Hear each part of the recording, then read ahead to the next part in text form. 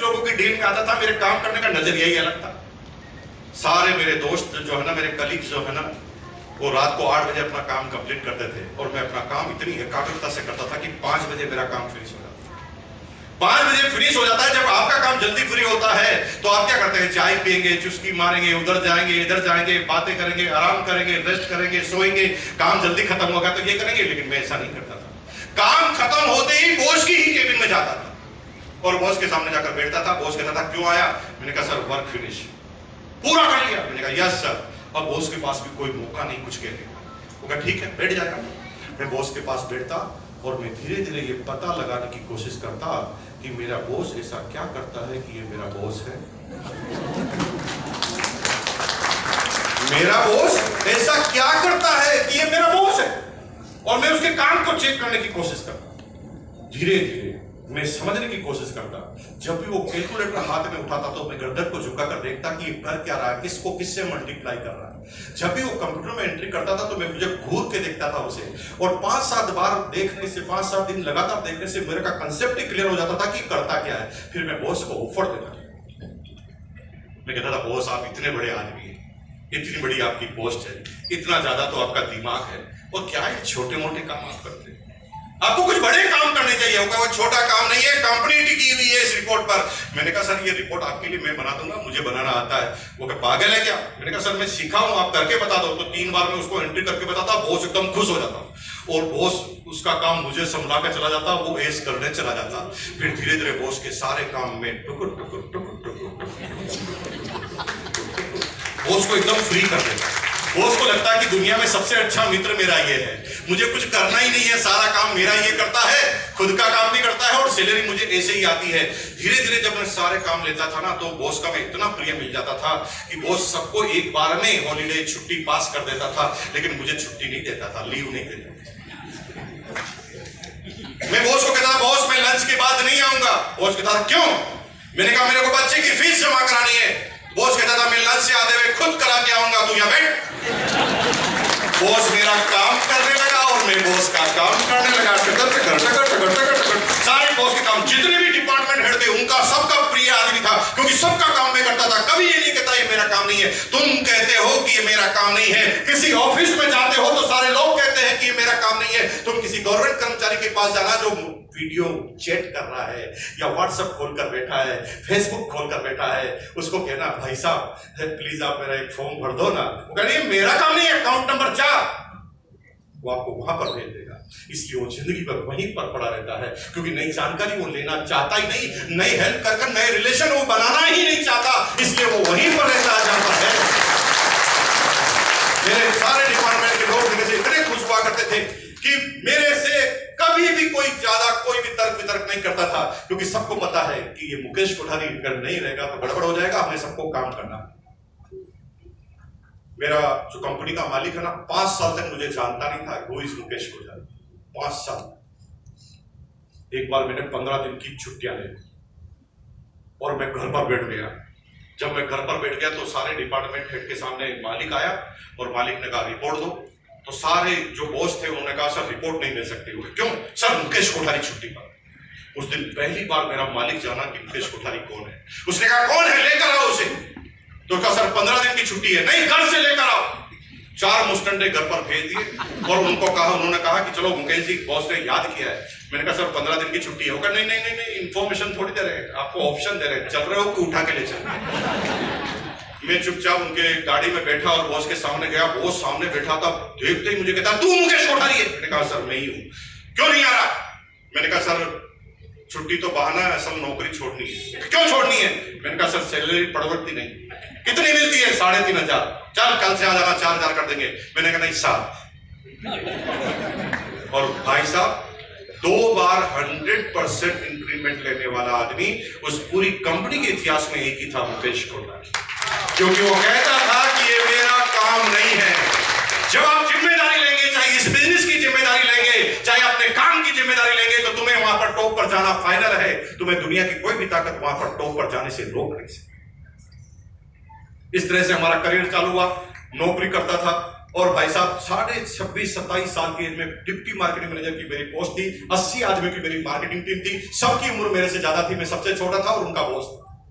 आधे आदमी को तो समझाने की कोशिश करता था कि मैं तुम्हारा बॉस हूं, तुम मेरे बॉस नहीं हो, और बार बार मैं कन्विंस करता था कि यार मेरी बात समझो, मेरी बात मानो। छोटा था, मेरी कोई बात मानता नहीं था, बुढ़े बुढ़े लोग मेरी टीम में थे। बड़ा बड़ा अजीबो गरीब माहौल चलता, लेकिन धीरे धीरे मैं उन्हें अपना बना लेता था। मैं उसे बताता नहीं था कि मैं तेरा बॉस हूं, मैं उसे लगता था कि मैं तेरा साथी हूं, जो तेरी प्रोग्रेस में एक नायाब तरीका साबित होगा, मैं तुझे बहुत आगे बढ़ाऊंगा। बार बार उनको मोटिवेट करता था कि मुझे बॉस मत समझो, मुझे तुम्हारा साथी समझो।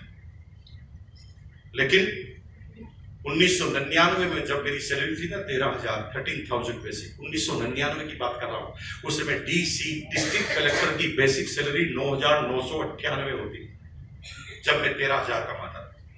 सब कुछ ठीक चलता था, लेकिन फ्री नहीं बैठता था।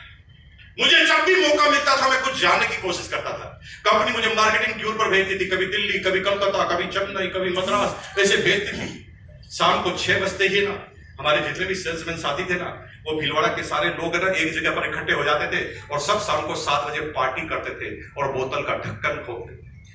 जब वो बोतल का ढक्कन खोलते थे ना, 100 रुपए खर्च करने की तैयारी करते थे ना, उस समय में 100 रुपए इन्वेस्ट करने की तैयारी करता। एक बढ़िया से ऑटो वालों को पता करता, शक्ल से ये पता लगाता कि यार ये पढ़ा लिखा भी लग रहा है और ऑटो चला रहा है, तो मैं उसी के पास जाता।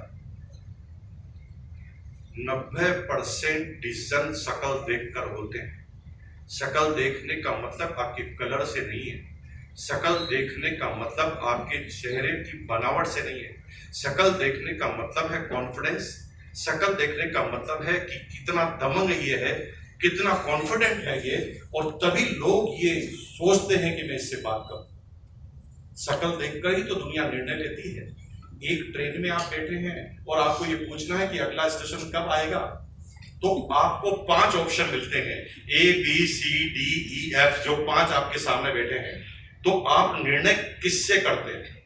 आपको मैं ऑप्शन देता हूं, आप बताना। पहला आदमी जिसने सिर पर पट्टी बांधी हुई है और ऐसा लग रहा है कि इसका सिर दर्द हो रहा है और बार बार अपने सिर को दबा रहा है। दूसरा आदमी जो पता नहीं कुछ सोच रहा है, गहरी मुद्रा में है, सोचते सोचते उसके घर में उसके आंखों में 1-2 आंसू आ जाते हैं और वो रुमाल से पोंछ लेता है। तीसरा आदमी जो है वो बड़ा सा परेशान है, अभी अभी फोन पर उसने किसी से झगड़ा किया है। और चौथा आदमी जो नींद में बार बार नींद में जग ही नहीं रहा, बार बार सो रहा है, थोड़ा खुलता है फिर सो जाता है। और 5वां आदमी है जो सबकी तरफ देख रहा है, खुश है, हंसी मजाक है ना, जो भी देखता है उसकी तरफ मुस्कुराता है, सबकी हेल्प करता है। आप किससे पूछेंगे कि अगला स्टेशन कब आने? आप भी चेहरा देखकर ही निर्णय। दुनिया के 90% चेहरा देखकर ही निर्णय हैं, इसलिए इस चेहरे को इस गंभीर मुद्रा में मत रखो। कुछ लोगों को ऐसा लग रहा है मुझे जैसे किडनैप करके लाया गया हो, आना ही नहीं चाहते थे वो यहाँ पर। अरे थोड़े चेहरे पर मुस्कुराहट लाओ यार, पूरी दुनिया इसलिए तुम्हारे नजदीक आएगी कि तुम मुस्कुरा रहे हो। To attract people to have to be attractive. अगर आप अट्रैक्टिव हैं तो अट्रैक्टिव को ही खींचेंगे। मैं जाता था, देखता था कि कौन सा ऐसा ऑटो वाला है, मुझे लगता था कि ये जवान यंग पढ़ा लिखा आदमी लग रहा है, मजबूरी से ऑटो चला रहा है। मैं उसके पास जाता और मैं कहता ये 100 रुपए लो, 3 घंटे के लिए ऑटो चाहिए। उसने कहा 50 रुपए है बाबूजी और 50 खुले नहीं है। मैंने कहा 50 रुपए ऑटो में बैठने के और 30 रुपए 50 रुपए इसलिए है कि तुम मुझे मेरे प्रश्नों का उत्तर दोगे, मैं जो पूछूंगा तुम्हें जवाब देना पड़ेगा। ऑटो वाले को अजीब और गरीब ग्राहक लगता है, उसकी जिंदगी में ऐसा कोई ग्राहक आया नहीं जो पूछने के भी पैसे दे दे। वो खुश हो जाता और मुझे पीछे बिठा लेता और मैं उसका सिर खाना चालू करता। तेरा नाम क्या है? तू किस गांव का है? तूने कितनी पढ़ाई की है? तू ऑटो क्यों चला रहा है? तू ऑटो ही क्यों चला रहा है? तू इस गांव में क्यों चला रहा है? तू इसी गांव में क्यों चला रहा है? तेरे गांव की क्या खास बात है? तेरे इस शहर में क्या होता है? तेरे यहाँ के लोग अमीर क्यों बनते हैं? यहाँ पर किस चीज का कारोबार होता है? और बातें करते करते धीरे धीरे ऐसा लगता था कि वो इतना फ्रिक्वेंट बातें करने लग जाता था कि इतना उसकी आदत पड़ जाती थी कि वो ऐसी बातें भी बता देता था जो मुझे पूछा ही नहीं। धीरे धीरे कहा बहुत सी बात बताऊं? मैंने कहा बताओ। अरे हमारे यहाँ एक इम्पोर्टेंट मार्केट है जिसका नाम है मनीष मार्केट, वहां पर है ना इम्पोर्टेंट आइटम आते हैं, ले चलो। मैंने कहा चल। वो मुझे इम्पोर्टेंट मार्केट में घुमाता, मैं उस मार्केट को घूमता तो वहां पर सारे लोग वही आते हैं जिनको जो खरीदना। आप मार्केट में कब जाते हैं? तब आपको पहले पता होना था मुझे क्या खरीदना है, तभी तो मार्केट जाते हैं। लेकिन मैं पूरे मार्केट में एक ऐसा आदमी था जिसको ये पता ही नहीं था कि उसे खरीदना क्या। मैं उस मार्केट में पूरा घूमता और एक ही बात का पता लगाता, ऐसी कौन सी चीज इस मार्केट में है जो मेरे भीलवाड़ा में नहीं मिलती। साला यहां से उठाकर ले जाऊंगा और भीलवाड़ा में बेच दूंगा। एक ही चीज दिमाग में आती है, बेच दूंगा। इसको बेच दूंगा, उसको बेच दूंगा, उठा के ले जाऊंगा, उसको बेच दूंगा। पूरे दिन भर बेच दूंगा। कभी सीडी प्लेयर ले जाकर बेच देता। सोनी के सीडी प्लेयर 20,000 के आते थे, चाइनीज सीडी प्लेयर 4,000 के आते थे। हम 4,000 में सीडी प्लेयर ले जाके 5,000 में बेच देते थे। कभी कोरियन शर्ट 300 रुपए 250 रुपए की आती थी, हम 400 रुपए 450 रुपए में बेच देते थे। ऐसे कई कारोबार हम करते थे। और भाई साहब, हमारी दुकान एकदम हिट थी, लेकिन दुकान किसकी थी किसी को पता ही नहीं चला। दुकान हमारी हिट थी, किस चीज की थी पता ही नहीं चला। दुकान की कोई फिजिकल पोजीशन ही नहीं थी, लेकिन हमारे ग्राहक एकदम फिक्स थे, क्योंकि सबको पता है कि मुकेश कोठारी अगर बाहर जाएगा तो वो जरूर ऐसी चीज लेकर आएगा जो भीलवाड़ा में मिलती ही नहीं। वो ऐसे एक्सक्लूसिव कस्टमर मेरे पास थे जो मेरे को घर पर आकर पूछते थे कि आप टूर पर कब जाओगे, वापस कब आओगे, क्योंकि उन्हें पता ये आ गया ना तो कुछ ना कुछ नायाब चीज लेकर आएगा। तो मेरे एक्सक्लूसिव कस्टमर का मेरा बेस था। 13,000 सैलरी मिलती थी, 13,000 और कमा लेता था। मेरे बॉस की सैलरी थी 17,000 और मैं कमाता था 26,000। सब कुछ ठीक था, जीवन में कोई चैलेंज नहीं था, लेकिन इधर उधर नजरें रहती थी कौन सी नई चीज मिल जाए जो मेरे जीवन को आबाद कर दे। क्योंकि जब भी मैं सोचता था कि तू क्या बेचने के लिए पैदा हुआ, तो अंदर से जवाब आता था, नहीं, तुझे कुछ करना है, नया करना है, बड़ा करना है। और मैं इस नए करने बड़े करने के चक्कर में मैं सबके घर बगल में झांकता रहता था कि कौन सी ऐसी मुझे चीज मिल जाए जिससे मैं बड़ा आदमी बन जाऊं। और उसी दौरान शनिवार का दिन रात को 8 बजे, आज तो शनिवार है, मैं भाई क्या किस्मत लिखा के आया हूं। मेरा शनिवार के दिन रात को 8 बजे मैं बहुत खुश। शनिवार के दिन सारे कर्मचारी बहुत खुश होते हैं, बताने की जरूरत है क्यों? शनिवार के दिन सारे जो कर्मचारी एकदम फ्रेश मूड में रहते हैं। शाम के टाइम उनको पता कल कोई टेंशन नहीं है, कोई बॉस है ही नहीं, तो मैं एकदम खुश और मन में ऑटोमेटिक गाने चल रहे हैं और मैं अपने शब्दों से उसको पिरा रहा हूं। मेरे पास स्कूटर था एलएमएल वेस्पा 150 NB, अभी भी है। अभी मेरा एक मकान बन रहा है भीलवाड़ा में जिसकी लागत है 25 करोड़ और उसके अंदर में स्कूटर महाराज का मंदिर बना रहा हूं। वो स्कूटर की अलग कहानी। वो स्कूटर नहीं होता तो शायद मैं इस बिजनेस में ज्यादा लंबा टिकता नहीं। वो स्कूटर की क्या रोल है, कभी कभी ट्रेनिंग में मिलोगे तो बताऊंगा। मैं अलग से एक झोपड़ी और एक स्कूटर बना रहा हूँ, मंदिर जिसमें माला पहनाएंगे, रोज लोग उसके दर्शन करेंगे। स्कूटर महाराज की वजह से हुआ, लेकिन इस सब्जेक्ट में भी नहीं जाते, अभी दूसरे सब्जेक्ट की बात चल रही है। तो मेरे पास स्कूटर था वेस्पा 150 NB और मैं अपने की को ऐसे लगाकर बड़े मस्ती के मूड में रात को 8 बजे से घुमा रहा था और गाना गाते गाते पहुंच रहा था स्कूटर के नजदीक। तभी पीछे से आवाज आई, मुकेश 1 मिनट रुकना। मैंने पीछे घूम कर देखा तो बॉस मेरे पास था। बॉस मेरी नजदीक आ रहा था, मैं एकदम स्टेचू बन गया, क्योंकि बॉस जब भी मेरे नजदीक आता था तो कोई ना कोई टेंशन जरूर लेकर आता था। मैं सोचा कि भाई अब ये पूरा संडे खराब करने का इंतजाम शायद करने वाला है और मैं स्टेचू बनकर उसे देखने लगा। बॉस मेरे नजदीक आया और माफता बोला, मुकेश हेल्प चाहिए। मैंने कहा क्या हेल्प चाहिए? यार भाई हेल्प चाहिए। मुझे अब पता चल गया कि तू जो करता है वो सही है। मैं खुद टेंशन में आ गया कि मैं क्या करता हूँ और इसको क्या पता चल गया। वो मेरे पास नजदीक आया, उसने कहा भाई मुझे पता चल गया है कि सैलरी परवड़ती नहीं है और कुछ अतिरिक्त काम करना पड़ेगा और तुम करता है तो मुझे बहुत खुशी होती है। मैं खुद एकदम परेशान हो गया। मैंने कहा इसको कैसे पता चला कि मैं कुछ करता हूँ? बॉस को छुपा के करते थे, लेकिन बॉस मेरा बॉस था, मेरा बाप था ना, उसको मेरे जितने कितने ही उसकी टीम में थे, उसको सब पता था कि मैं क्या करता हूँ। तो बॉस ने मुझे कहा देख तू करता है मुझे पता है, लेकिन तूने मुझे कभी डिस्टर्ब नहीं किया, इसलिए मैंने भी तुझे कभी डिस्टर्ब नहीं किया, क्योंकि तूने कंपनी का काम टाइम पे किया तो मुझे कोई चैलेंज भी नहीं है। लेकिन मुझे ये पता चल रहा है कि मुझे भी अब करना पड़ेगा क्योंकि सैलरी परवड़ती है। तो मैं बहुत खुश हुआ। बॉस भी जब मेरा जैसा ही निकले तो खुश होते कि नहीं होते? जब हमारे बॉस, हमारा पड़ोसी, हमारा दोस्त हमारे जैसा निकले तो हमें खुशी होती कि नहीं होती? जैसे आप किसी से बाजार में मिले और आप बोले हेलो हाउ आर यू, कैसे हैं, वो कहता बस कट रही है, तो आपके मन में खुशी आती है, इसकी भी कट रही है, दोनों सगे भाई। खुशी तब आती है जब हमारे जैसा कोई निकल जाए, है ना? तो मैं बहुत एकदम खुश हो गया। तो बॉस ने कहा यार मुझे भी कुछ करना है, लेकिन मैं बड़ा परेशान हूं कि क्या करूं, तेरी हेल्प लगेगी। मैंने कहा क्या हेल्प लगेगी? यार मेरे पुराने कुछ दोस्त आए थे, वो मेरे को ना कुछ बिजनेस बता के गए संडे को। अरे मैं तो बिजनेस कभी किया नहीं, दादाजी पिताजी ने कभी किया नहीं, मुझे तो कुछ समझ में ही नहीं आ रहा, इसलिए प्लीज मेरी हेल्प कर यार, वो बिजनेस को ढंग से समझना यार, और मुझे बताना करना है कि नहीं करना। द टाइप ऑफ इन्विटेशन सिखा रहा हूं मैं। द टाइप ऑफ इन्विटेशन में इन्विटेशन इतना खतरनाक होना चाहिए कि सामने वाला आदमी सोच भी न सके कि आना नहीं। लेकिन हम क्या करते हैं, रिजल्ट इसलिए नहीं आते क्योंकि हम सब लोगों को एक जैसे ही इनवाइट करते हैं, सभी लोगों को एक जैसे ही इनवाइट। मीटिंग है, बहुत जोरदार होने वाली है, जीवन बदल जाएगा, आ जाना। जिसका जीवन पहले ही बदला हुआ वो क्यों आए? एक किसान को बोले भाई साहब जिंदगी में आ जाओगे तो खूब मजे लोगे। वो कहा भैया मैं रोज पेड़ के नीचे मजा लेता हूँ, रोज सोता हूँ 4 घंटे, पहले फुल मजा है लाइफ में, क्यों आऊं? क्योंकि आपको ध्यान रखना पड़ेगा कि हर व्यक्ति की जरूरत है, उस जरूरत के हिसाब से आपको इन्विटेशन देना पड़ेगा। एक करोड़पति आदमी को जब आप इस बिजनेस में लाना चाहते हैं तो उसे पैसों के बारे में समझाकर नहीं ला सकते, उसे आपको सिक्योरिटी को समझाना पड़ेगा कि तू जो बिजनेस कर रहा है उसमें सिक्योरिटी नहीं है। मैं जिस बिजनेस की बात कर रहा हूं उसमें सिक्योरिटी। जब किसी यंगस्टर को आप लाते हैं, वो इस बिजनेस में आएगा करियर के लिए, इस बिजनेस में आएगा भविष्य के लिए। जब एक महिला को आप लाना चाहते हैं जिसका पति पहले ही लाखों रुपए पर मंथ कमाना चाहता है, वो इस बिजनेस में इंडिपेंडेंट के लिए आएगी, अपना श्रम प्रभुत्व कायम करने के लिए आएगी। हर आदमी की जरूरत है, उसके हिसाब से आपको इन्विटेशन देना पड़ेगा। मेरा बॉस जानता था कि मैं पहले ही इतने पैसे कमाता हूं कि अगर मैं इसे बिजनेस समझाऊंगा तो इसका ईगो हर्ट हो जाएगा और ये कहेगा कि अच्छा तू मुझे बिजनेस समझाएगा, पहली बार कर रहा और मुझे बताएगा। इसलिए उसने इन्विटेशन इस तरीके से दिया, तेरी हेल्प लगेगी।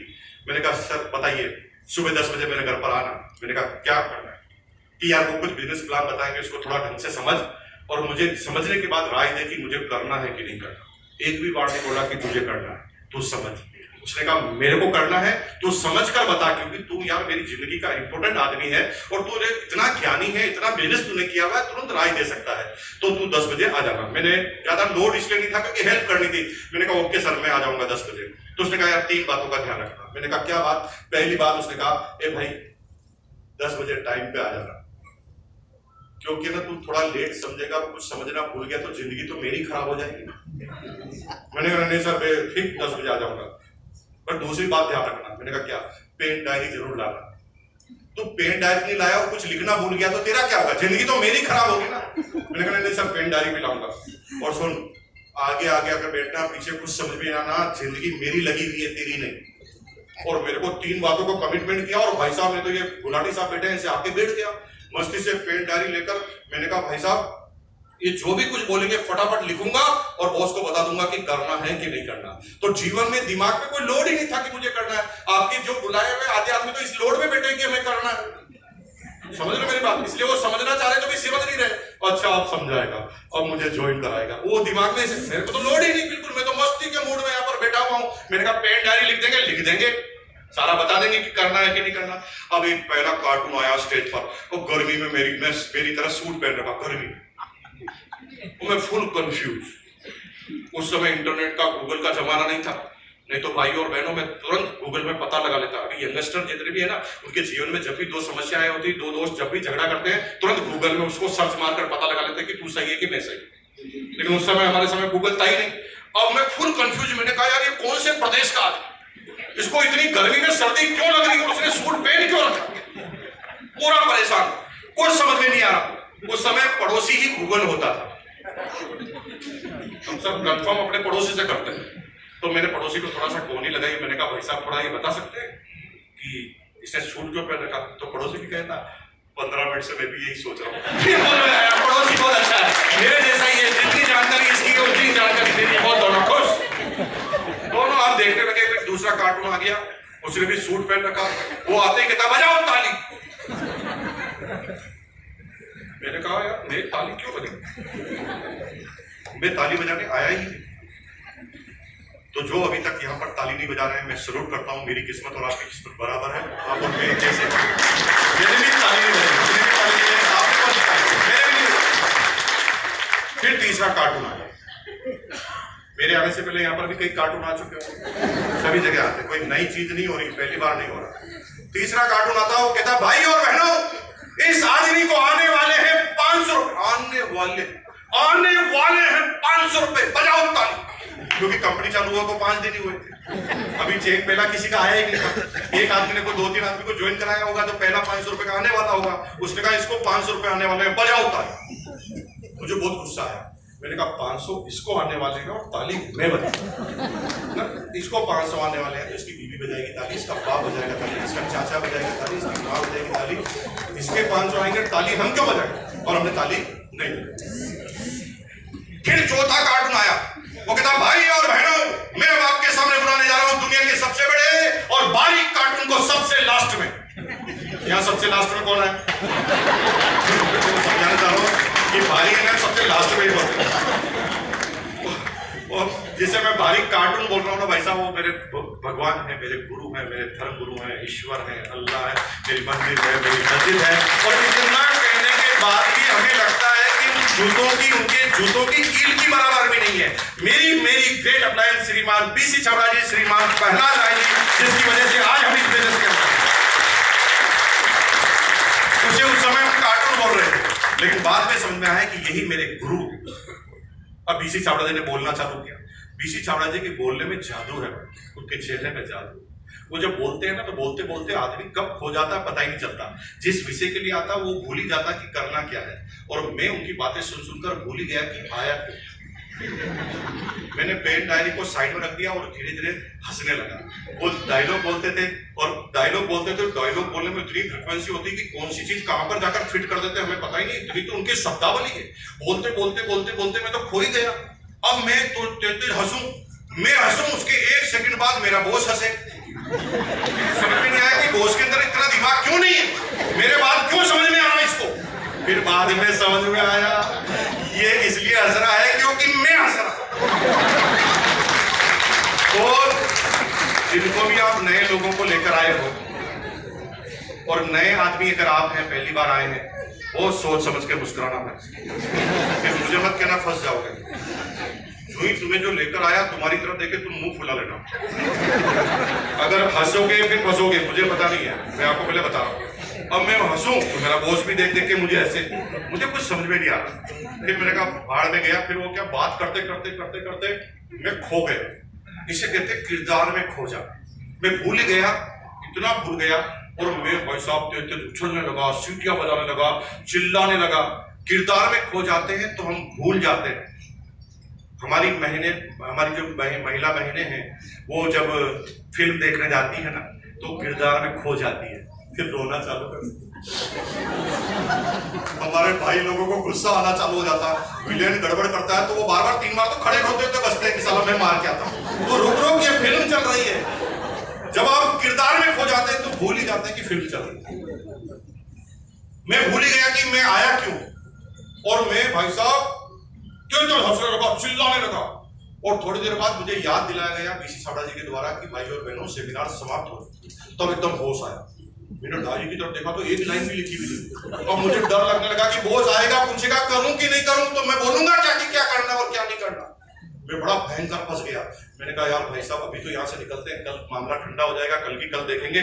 मैंने तुरंत अपनी डायरी को बगल में दबाया और स्कूटर की तरफ भागने लगा। लेकिन मैं भूल गया कि जो हमें लेके आया है उसके दोनों कैमरे हमारी तरफ। तुम नए आए हो, जाके तो देखो बाहर, तुम्हारे पीछे आ जाएगा। तो मैं तुरंत बाहर निकला तो बॉस मेरे पीछे आ गया। अब मुझे थोड़ा डर लगा। मैं स्टेज की तरह खड़ा हो गया। मैंने कहा ये पूछेगा करूंगा कि नहीं करूंगा।